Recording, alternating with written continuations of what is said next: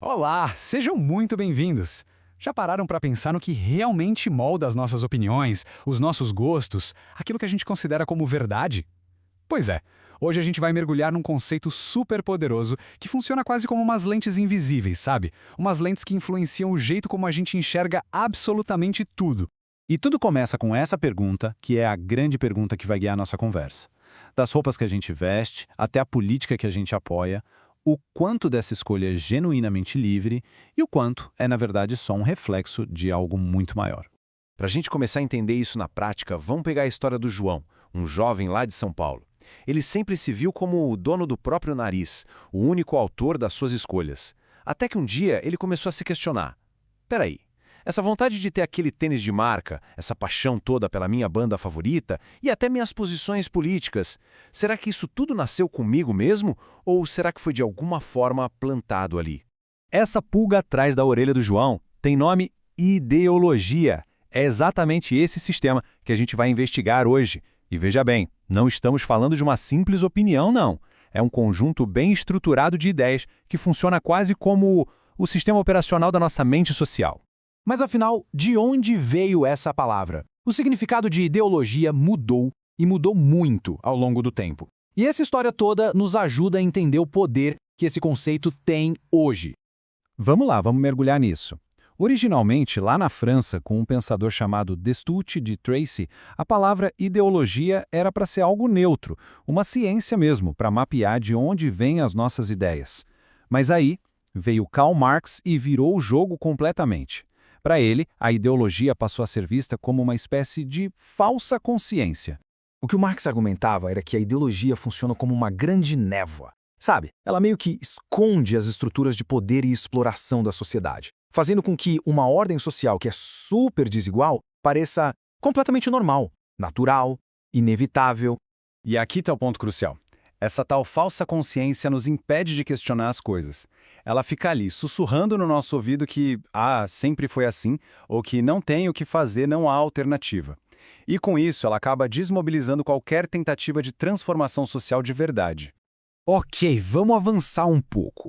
Depois do Marx, outros pensadores geniais pegaram essa ideia e foram além. Eles refinaram e expandiram o conceito, mostrando como a ideologia opera de formas, ainda mais sutis do que a gente imagina.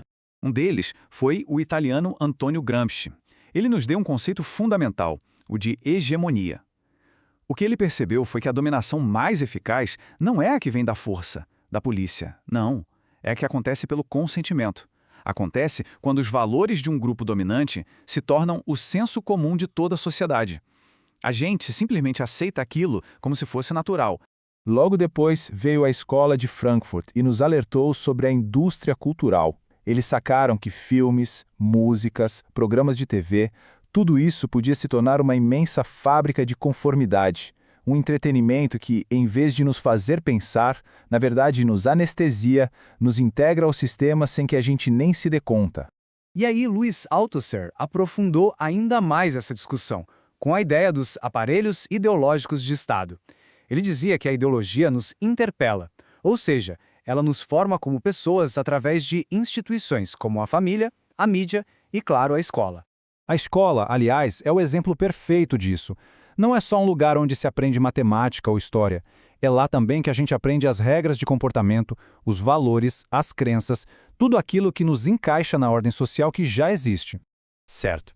Agora, vamos trazer essa discussão toda para os nossos dias. Porque a ideologia não é só uma força negativa, de dominação. Ela tem um papel duplo. Funciona, na verdade, como uma faca de dois gumes. E aqui a gente vê essa dualidade em ação. De um lado, sim, a ideologia pode manter as coisas como estão, reforçando o consumismo, justificando desigualdades. Mas, do outro lado, ela pode ser o motor da mudança. Pense só, os movimentos feminista, antirracista, a luta por direitos LGBTQIA+, todos eles são movidos por ideologias que desafiam a ordem atual e que imaginam um mundo diferente. E hoje em dia, não dá para negar. O grande campo de batalha ideológico é o digital. A internet simplesmente amplifica tudo. Ela espalha ideias numa velocidade absurda, cria nossas bolhas, as câmaras de eco. E claro, pode ser usada tanto para manipular, com fake news, quanto para organizar movimentos de resistência. É por isso que resistir é muito mais do que só dizer não ou discordar. Resistir de verdade é construir ativamente uma contra-ideologia, ou seja, um novo conjunto de ideias, de valores que ofereça uma visão alternativa e, quem sabe, mais justa da sociedade. Isso tudo nos traz para a parte final, e talvez a mais importante. Como é que a gente pode reconhecer e questionar as ideologias que nos cercam?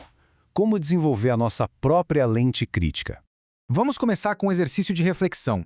Pense um pouco no seu feed de notícias, nas redes sociais. De que forma ele está, talvez, silenciosamente moldando o que se pensa sobre o mundo, sobre o que comprar ou em quem votar? E dá para ir mais fundo. Que ideias sobre sucesso, sobre família ou sobre o que é justo a gente acaba aceitando como naturais, como se fossem verdades absolutas, sem nunca parar para questionar de onde elas vieram? Porque, no fim das contas, entender como a ideologia funciona é a ferramenta mais poderosa que existe. A questão não é viver sem uma ideologia, até porque isso é praticamente impossível. A questão é ter a consciência para analisar as lentes que nos deram e, a partir daí, ter a liberdade de escolher quais lentes nós queremos usar para enxergar e, principalmente, para transformar o mundo.